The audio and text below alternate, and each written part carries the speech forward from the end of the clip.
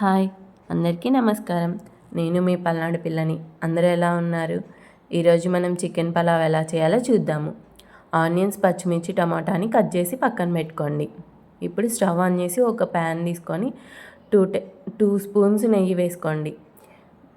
దానిలో బిర్యానీ ఆకులు, జీడిపప్పు, దాల్చిన చెక్క, లవంగాలు, యాలక్కాయలు, ఇంకా మీ దగ్గర స్పైసెస్ ఏమైనా ఉంటే అవి కూడా యాడ్ చేసుకోండి.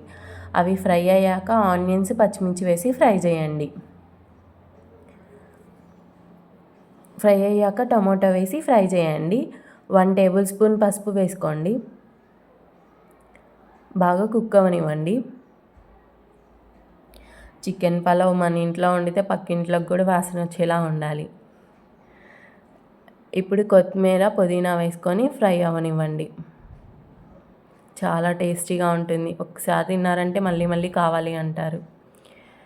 ఇప్పుడు కుక్ అయ్యాక చికెన్ వేసుకోండి. నేను 1/2 kg చికెన్ తీసుకున్నాను. చికెన్ని బాగా కుక్ అవనివ్వండి. ఒక 5 మినిట్స్ కుక్ అయ్యాక టేస్ట్కి సరిపోయేంత రాళ్ళు ఉప్పు వేసుకోండి. మిక్స్ చేయండి బాగా. మన ఇంట్లో చికెన్ పలావ్ వండుతుంటే అందరూ మన ఇంటి ముందే ఉండాలి, అంత టేస్టీగా ఉంటుంది.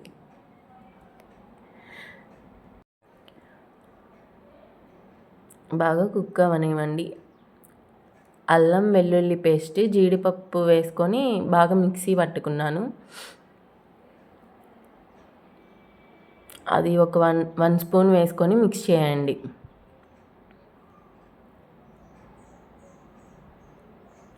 ఒక 10 మినిట్స్ కుక్ అవనివ్వండి. ఇప్పుడు టేస్ట్కి సరిపోయేంత కారం వేసుకోండి. కరివేపాకు కూడా వేసుకోండి. మేము కారం బాగానే తింటాము. 1 స్పూన్ వేసాను నేను. ఇప్పుడు మనం కడిగి నానబెట్టుకున్న రైస్ని దాంట్లోకి వేసుకోవాలి. బియ్యాన్ని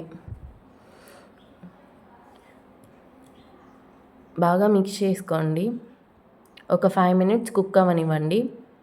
ఇప్పుడు వాటర్ 1 గ్లాస్ రైస్కి 2 గ్లాసెస్ వాటర్ పోసుకోవాలి. మనం ఏ గ్లాస్తో అయితే బియ్యం తీసుకుంటామో అదే గ్లాస్తో వాటర్ కూడా తీసుకోండి. ఇప్పుడు మీకు టేస్ట్ చేయండి. ఒకవేళ ఉప్పు, కారం సరిపోకపోతే ఇప్పుడు యాడ్ చేసుకోండి. ఒక 20 మినిట్స్ కుక్ చేసుకుంటే ఎంతో టేస్టీగా ఉండే చికెన్ పలావ్ రెడీ అయిపోతుంది. చూడండి, పైన కొత్తిమీర వేసుకొని గార్నిష్ చేసుకోండి. మీ దగ్గర ఉంటే ఫ్రైడ్ ఆనియన్స్ కూడా వేసుకోండి. చాలా చాలా టేస్టీగా ఉంటుంది. మీరు కూడా ట్రై చేయండి. చికెన్ అంటేనే ఒక ఎమోషన్. నాకు చాలా చాలా ఇష్టం చికెన్ అంటే.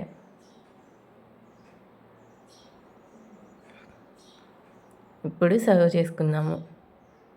చాలా పొడి పొడిలాడుతూ ఉంది. ఎంతో టేస్టీగా ఉంది. Thank you.